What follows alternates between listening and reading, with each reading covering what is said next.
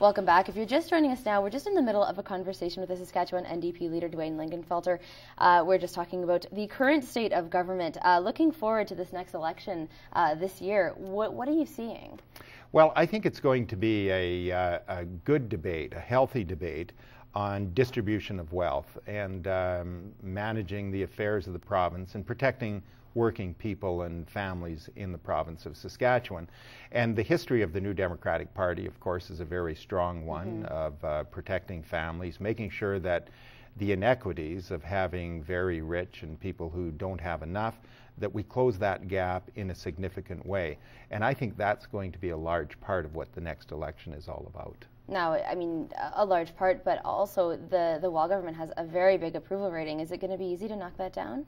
Well, if you look at provincial governments, it's difficult in opposition to lay out your platform too early. So what people are judging on right now is a platform from the last election, and we need to get our platform out in the very near future, and then I think you'll see the polls change very dramatically, because right now we haven't had our platform out since the last election.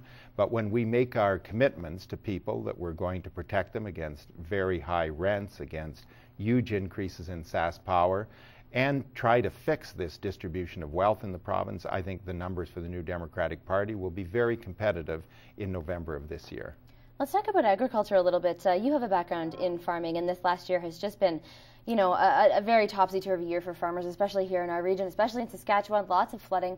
Do you think that agriculture owners are getting the proper support from government? Well, I don't think they are being protected. I mean, if you look at the auto industry in Ontario or the forest industry in British Columbia, when they had catastrophes or huge problems, their premiers went to Ottawa and got money in large quantity and saved the industries.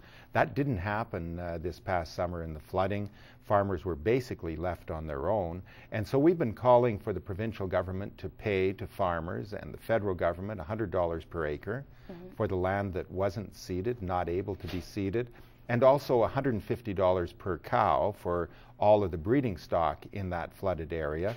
And to this date, we've had little or no response from the Wall government, so I don't think they're doing a very good job.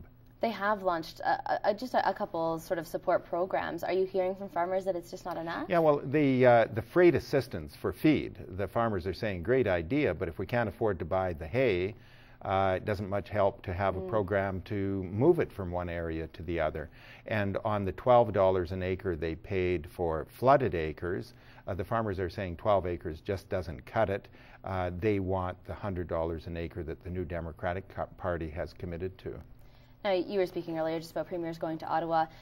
Brad Wall just went to Ottawa not too long ago about this BHP Billiton takeover. What are your thoughts on that? Well, we supported the motion in the House, and we're supported the motion because that was our position from day one. We were opposed to the takeover of the Potash Corporation by a foreign entity unless Saskatchewan taxpayers benefited from the deal. The problem is we've kept the Potash Corporation. The problem is the head office in Chicago, we argued, should be moved back to Saskatoon, and that still hasn't happened. And the fact of the matter is the taxpayers of Saskatchewan are no better off than they were before the debate started. That, too, I think will become an issue during the next provincial election. Well, provincial election is going to be a very interesting year in 2011. Are you looking forward to it? Oh, I find elections extremely exciting. And because we have a fixed date, there's no argument about when the election is going to be. So I think the public, too, when I'm traveling around the province, they're becoming more and more excited. Although I think at the end of the day, people don't much look forward to elections, but I think this one's going to be particularly exciting. Well, thanks so much for coming in today. It's been a pleasure to talk to you. Thanks, Whitney. This has been our conversation with Saskatchewan NDP leader Dwain Lingenfelter. Your top news headlines are after the break.